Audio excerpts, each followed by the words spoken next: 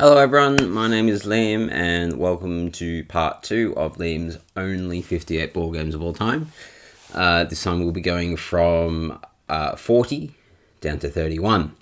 And to kick things off we have, let me check the list, we have Mysterium. Mysterium is a game for me much in the vein of Spyfall, Trial by Trolley, those sorts of ones. It sounded great to me in concept, and I've heard a lot of great things about it. And I know it can be a good experience, but I just haven't quite felt it. Every time we play it, it threatens to be a really good experience, and then for whatever reason, it just doesn't quite stick the landing. In Mysterium, you have one person who's like a ghost and can't speak and has to help the other players playing choose the right person, location, and weapon for a murder by handing them really, really great artwork cards, similar cards like Dixit and that sort of thing. So these really fantastic artworks on cards, and you just hand them, and the other players have to discuss between themselves. The ghost has given me this picture of a woman and a bike, which means maybe it's this person or this location. I really like the idea of giving visual clues to get other people to choose the correct answers. So it sounds like a really good puzzle, and the first half of the game is fun, especially if you're the clue giver. But then the second half is where it always sort of falls apart. The first part, if everyone gets successfully through picking their person, their location, and the weapon, then the clue giver, you pick the final answer. So one of those locations, one of those people, one of those weapons, and based on how well they did in the first half, they have a better chance of getting the correct answer in the second half. As I say, it threatens to be a great time every time, and then it just falls flat. So Mysterium is number 40. Alright, number 39 is a BGA only game for me, and that is The Lost Ruins of Arnak. This game was shown to me by a lovely friend of mine, and we played it a few times on BGA, and I get into it when I play it. It's just not my favourite compared to others that I've learnt over BGA or other games that I've got.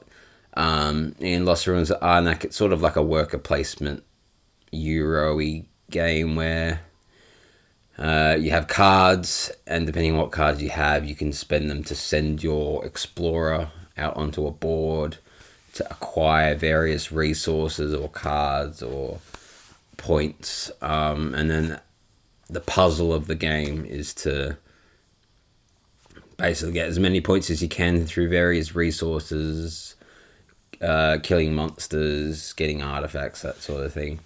And it's good. It's just not my favorite in terms of other games that I've learnt or other Euro-y type games. I don't know if I have that many Euro type games, to be honest, but it's good. It's just not my favorite.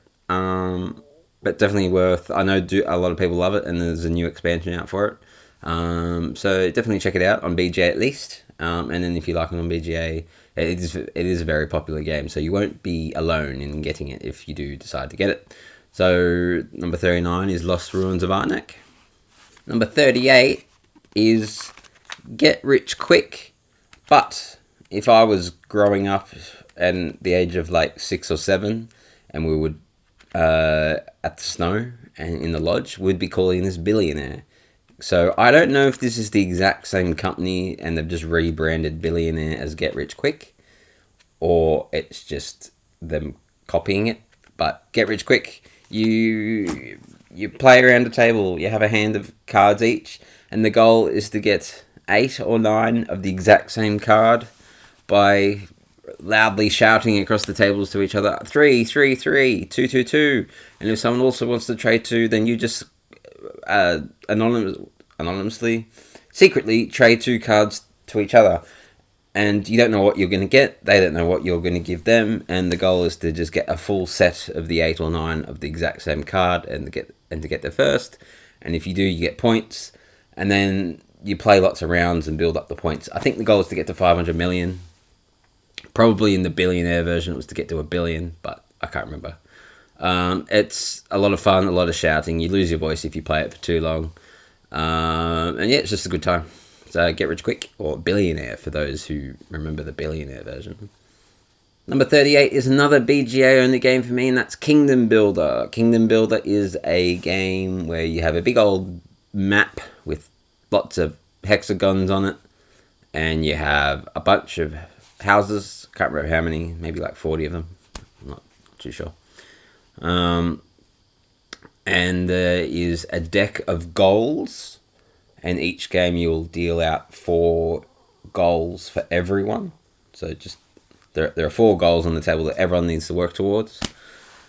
And there's different goals, so every game's slightly different. Some of them you need to have as many houses as you can near the water, or near the mountains, or in one horizontal line, or so there's various different goals, and there are rules of how you can place your houses. So I've drawn the wheat field card, so I can only put my houses in a wheat field card, in a wheat hexagon, but I can only put them in a wheat hexagon touching my existing houses. So it's a little bit of a puzzle. If you put your houses in the wrong spot, you might get stuck, because even though you want to build over there, you have to build over here because you can.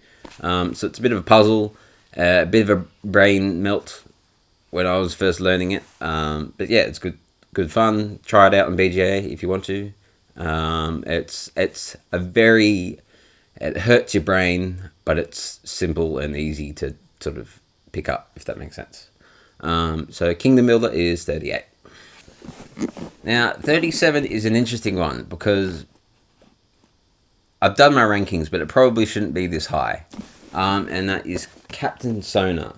Now, the reason it shouldn't probably be 37, but that's how the calculations have ended up that way, is because, remember, at the start I said I was judging this based off what it means to me, how keen I am to play it, and how good of a game I think it is.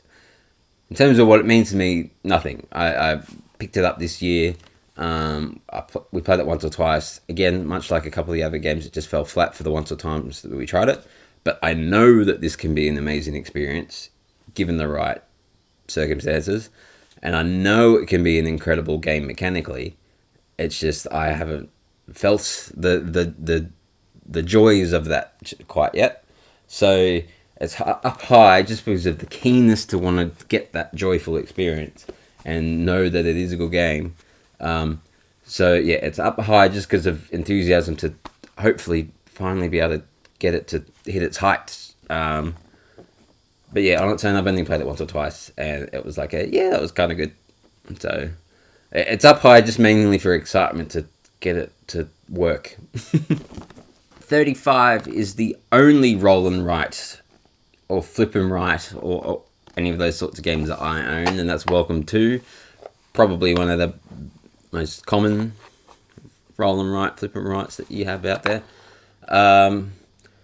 Basically, you have a town, a little suburb, and you flip over the cards with numbers on them and have various abilities, and you choose one of the numbers to put on one of your houses, and the goal is to fill out your suburb the best you can in the most point-scoring way possible, and then the game ends when either someone finishes the 3 objective cards that have been randomly chosen, or they just physically cannot put a house down because of the poor planning, because they were too poor at planning and they stuck. And whoever has the most points wins. It's fun. It is very solitary. Everyone's head down in their own little suburb, and you just go, is everyone, you flip over the cards, you choose your number, I go, everyone ready for the next one? You flip over, everyone ready for the next one? There is a little bit of interaction in keeping an eye on what everyone else is working on. one of the scoring, you need to have more orange things filled out than everyone else to get more points. So you keep an eye on that. Keeping an eye on what objectives other people might be working towards to see if you can beat them to it. But other than that, it's pretty solitary. We enjoy it. We play it every now and then. It gets sporadic playtime for us, but it's a good time when we do it. Welcome to is 35. Alright, 34 is up this high on the list and is heavily influenced purely because of longevity, and that is Scrabble. Out of all the... In our family, we have 2 eras of board games. We have those board games that I played growing up, like Monopoly, Pictionary, Scrabble, Game of Life, Rummikub that I mentioned earlier, and a variety of others. We do have quite a lot of them, actually. And then the second era of board games is after I got Catan, and we started getting Pandemic, Ticket to Ride, and all those sorts of games. Scrabble has had the most longevity between those 2 eras. We will occasionally play Rummikub. We will probably... I think I played Monopoly once or twice since then. But Scrabble does get as regular play as probably... maybe like Welcome to or something. Especially with my grandmother. It's just an easy game to pull out and play with her. And it's still just a good, challenging time to see what words you can come up with the tiles that you've got. I don't care that it's old and it's mechanically simple. It's still fun in the moment to figure out what words you can come up with. So out of all the games from first era of board gaming for us, it's got the most longevity. So there it is at 34, Scrabble. Alright, 33 is, again, when I did my calculation, surprised that it's high, not because I think it's bad, we just don't play it that often. Codenames. I know Codenames is super, super high on a lot of people's list, on top lists. I've seen it in people's number 1 position. So sorry to those people, but it is down in 33 for me. We don't play it that often. You do have some good moments in it. If you don't know, you have a array of cards with words on them, and your goal is to hint your teammate to point to the right cards, giving 1-word clues, and make sure they don't point to the other team's cards instead, or the assassin, because then you immediately lose. It is fun, much like Scrabble. It's fun trying to come up with the clues to connect as many words together as you can. But sometimes you do get a bit stuck, and people do end up giving clues just for 1 word at a time. We obviously encourage you don't try and do that, because that's not the point of the game. But you do eventually get to a point sometimes where you're stuck doing that.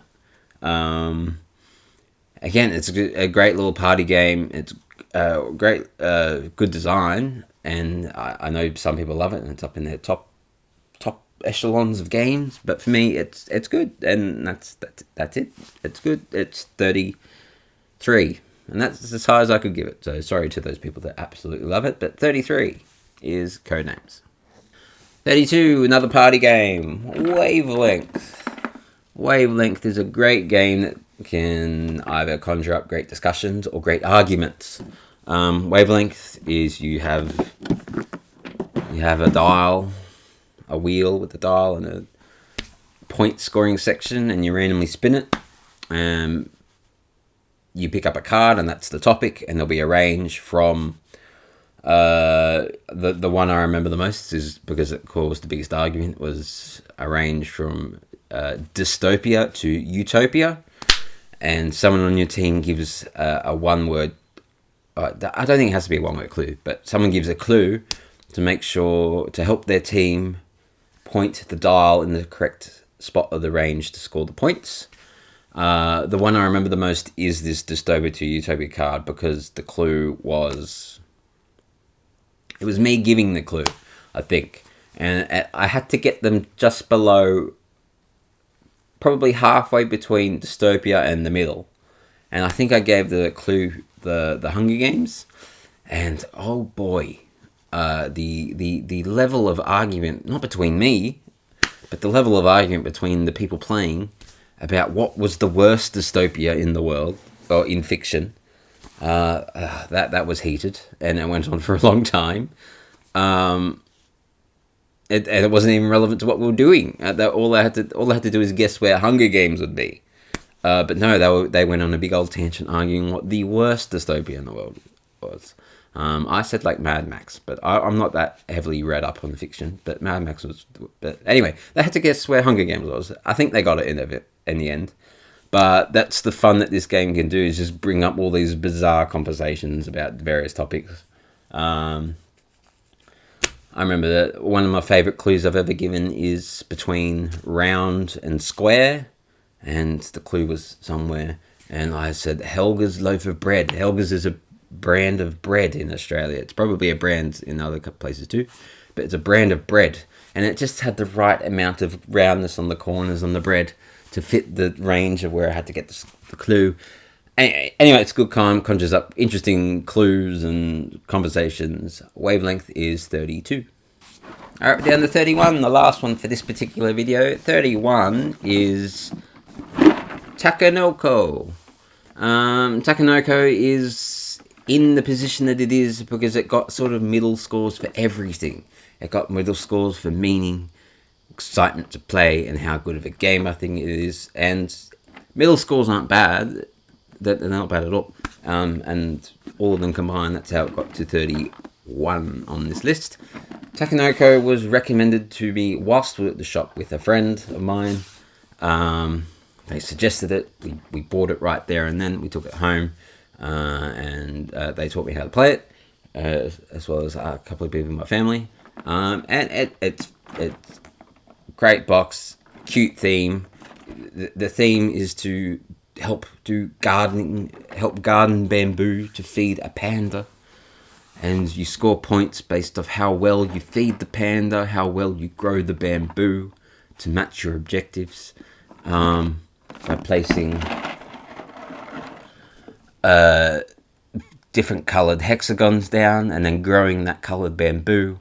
And you have various objectives, and when the game ends, whoever has the most points wins. And it's just a really, really cute, fun little theme of feeding a little panda miniature. And yeah, it's fun. It's a good game. It means a bit to me just because it was recommended by a friend, and then that's always good. That's always fun to get a recommendation from someone and enjoy it. It is just in 31 rather than higher, just because I never get the urge to play it when I think, oh, what game do I want to feel like? I never quite think of Takenoko, or when I do think maybe Takenoko, I'm like, oh no, I usually end up picking something else. But in the instances where we do actually pick it and we do play it, it is really fun. So it's one of those things that it never excites me to grab, but when we do play it, it's enjoyable. And I'm always like, why don't I pick this more often? But anyway, so there you go. 31 is Takenoko. And that is it for this video. So the next one will be 30 down to 21. So we'll see you then. Take care. My name's Liam. Bye.